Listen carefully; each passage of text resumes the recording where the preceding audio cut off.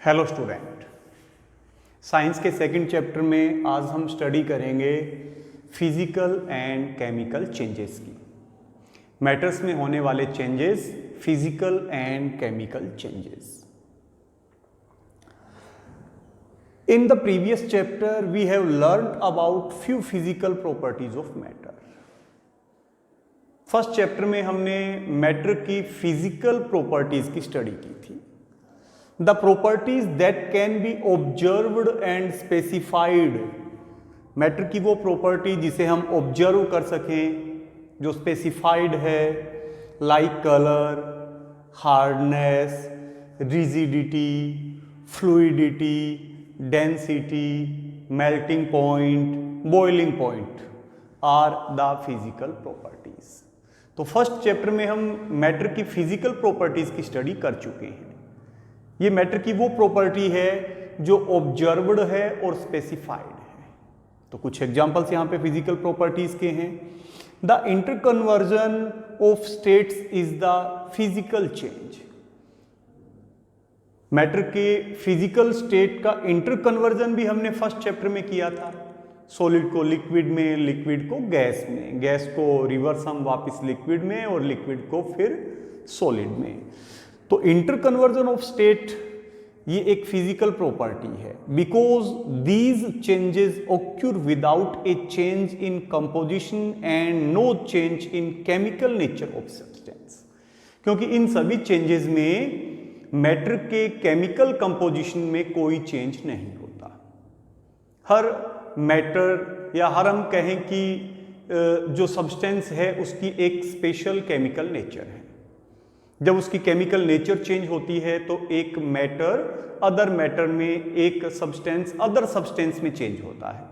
लेकिन जब physical property, जब हम कहें कि फिजिकल चेंज होता है, जब हम कहें कि एग्जाम्पल के फॉर्म में मैटर की हम जब फिजिकल स्टेट को चेंज करते हैं तो उसके केमिकल कंपोजिशन में कोई चेंज नहीं होता।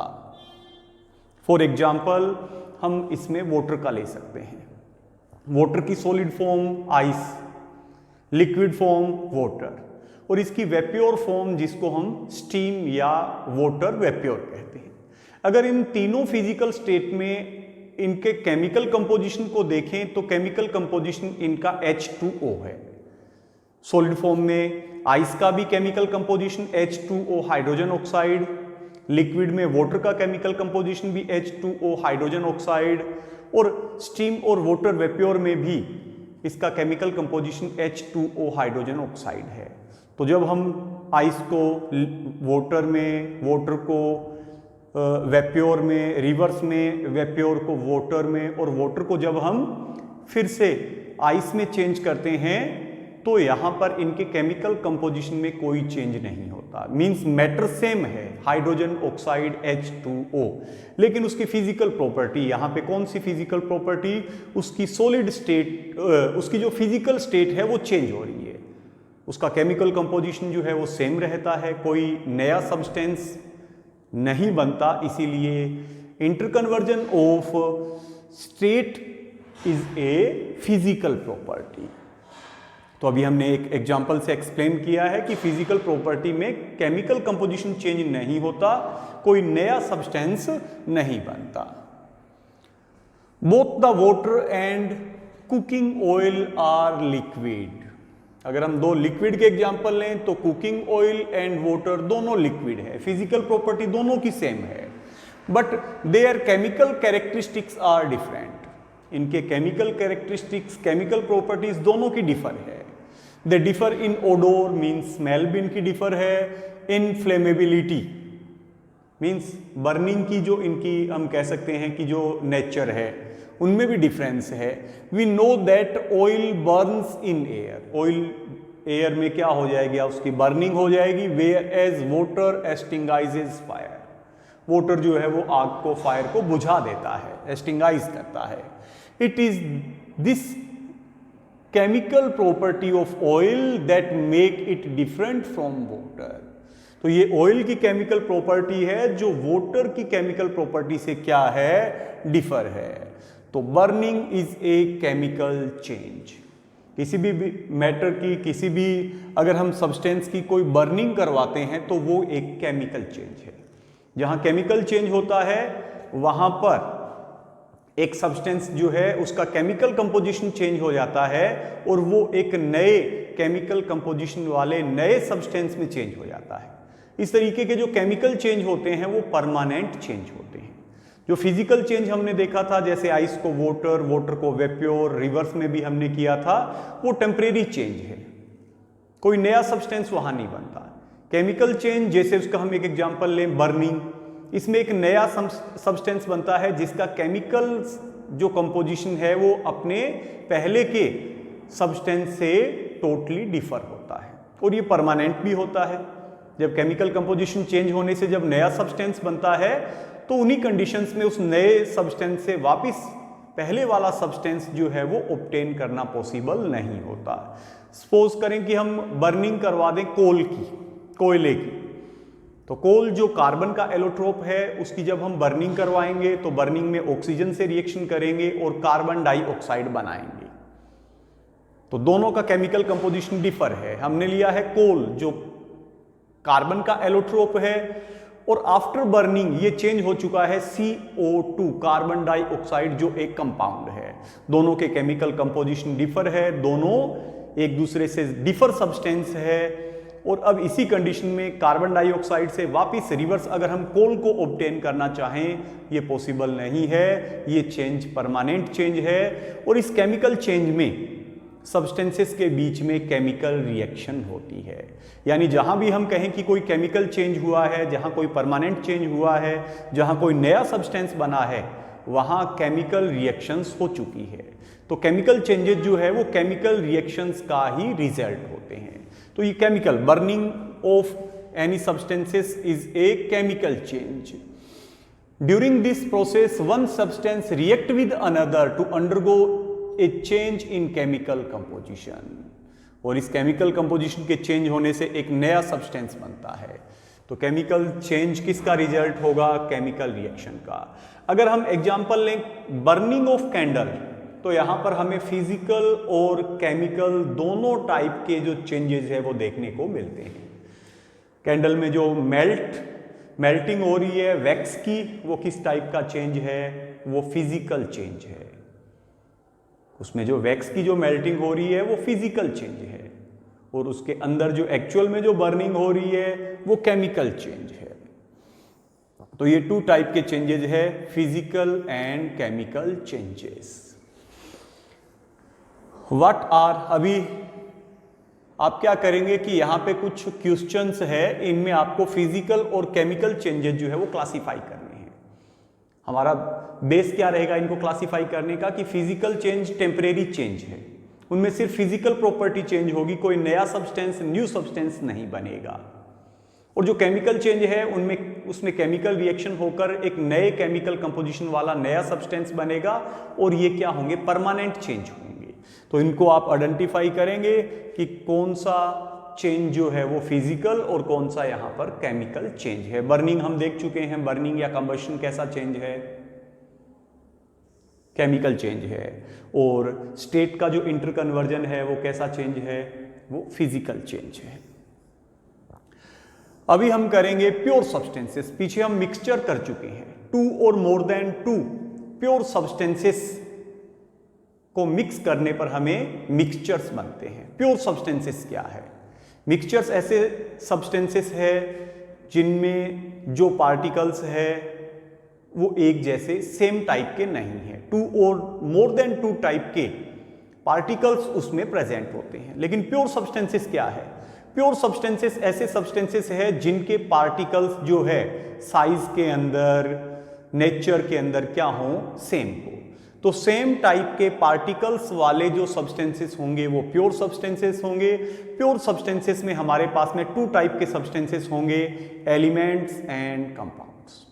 आप कोई भी एक एलिमेंट लें, हाइड्रोजन फॉर एग्जांपल, हाइड्रोजन, तो उसमें सभी पार्टिकल्स, सभी एटम्स लें, सभी मॉलिक्यूल्स लें, वो सेम टाइप के होंगे। सभी पार्टिकल्स उसमें एटम्स लेंगे तो H सेम होंगे, मॉलिक्यूल्स लेंगे तो H2 सेम होंगे।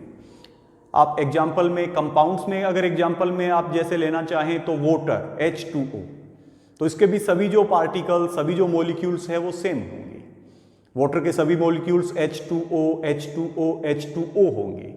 तो ऐसा सब्सटेंस जिसके पार्टिकल्स सेम टाइप के हों वो प्योर सब्सटेंसेस है। इसमें हम स्टडी करेंगे एलिमेंट्स एंड कंपाउंड्स की। आज हम स्टडी करेंगे एलिमेंट्स की। Elements, Robert Boyle was first scientist to use the term element in 1661। सबसे पहले एलिमेंट वर्ड को किसने यूज किया? 1661 में साइंटिस्ट रॉबर्ट बॉयल ने। Antoine von Lavoisier 1743 to 94 French chemist was the first to establish an experimentally useful definition of element। इन्होंने element की definitions जो है वो सबसे पहले प्रपोज की। He defined an element as a basic form of matter। ये मैटर की एक बेसिक फॉर्म है that cannot be broken down into simpler substances by chemical reaction। ये मैटर की बेसिक फॉर्म है जिसे किसी भी केमिकल रिएक्शन से और सिंपल सब्सटेंसेस में ब्रेक डाउन जिसका नहीं किया जा सकता। एलिमेंट्स को नॉर्मली हम 3 ग्रुप्स के अंदर, कैटेगरीज के अंदर कैटेगराइज करते हैं, metals, non metals and metalloids. More than 80% elements metallic nature के होते हैं, अर्थात वो मेटल्स होते हैं। मेटल्स यूजुअली शो सम और all of the following property. अब मेटल्स की कौन कौन सी प्रॉपर्टी है, यहां हम जो भी प्रॉपर्टी करेंगे वो फिजिकल प्रॉपर्टी की स्टडी करेंगे। They have a lustre shine, उनमें एक लस्टर, एक साइन, उनमें एक स्पेशल चमक होती है। दे हैव सिल्वरी ग्रे और गोल्डन येलो कलर। नॉर्मली इनका कलर सिल्वरी ग्रे या गोल्डन येलो होगा। ये इलेक्ट्रिसिटी और हीट के कंडक्टर होते हैं, यानी हीट और इलेक्ट्रिसिटी के गुड कंडक्टर होते हैं। दे आर डक्टाइल, इनमें डक्टिलिटी की प्रॉपर्टी होती है जिससे इनके हम वायर बना सकते हैं। ये मेलिएबल है, मींस मेलिएबिलिटी की प्रॉपर्टी है जिससे इन्हें हम हैमर्ड करके थिन शीट्स में चेंज कर सकते हैं। दे आर सोनोरस, जब भी ये किसी सॉलिड ऑब्जेक्ट से टकराएंगे तो ये साउंड प्रोड्यूस करते हैं, ये सोनोरस होते हैं। तो नॉर्मली ये प्रॉपर्टी जो है वो मेटल शो करते हैं। Example gold, silver, copper, iron, sodium, potassium. और मेटल्स जो है वो रूम टेम्परेचर पर सॉलिड स्टेट में होते हैं। इसका एक एक्सेप्शन मरकरी है जो रूम टेम्परेचर पर लिक्विड स्टेट में प्रेजेंट होती है। नॉन मेटल्स की प्रॉपर्टी मोस्टली मेटल्स के अपोजिट होती है। नॉन मेटल्स की प्रॉपर्टी में they display a variety of colours, इनके स्पेशल कलर है सिल्वरी ग्रे और गोल्डन येलो। ये सभी कलर्स में प्रेजेंट होते हैं। Display a variety of colours. ये हीट और इलेक्ट्रिसिटी के या तो पुअर कंडक्टर होते हैं या नॉन कंडक्टर होते हैं। हीट और इलेक्ट्रिसिटी का कंडक्शन इनमें नहीं होता। ये लस्ट्रस होते हैं, इनमें एक शाइन होती है। ये डल अपीयरेंस वाले होते हैं, नॉन लस्ट्रस होते हैं। ये सोनोरस है, ये नॉन सोनोरस है। ये मेलिएबिलिटी और डक्टिलिटी की प्रॉपर्टी है, इनमें मेलिएबिलिटी और डक्टिलिटी की प्रॉपर्टी भी नहीं होती।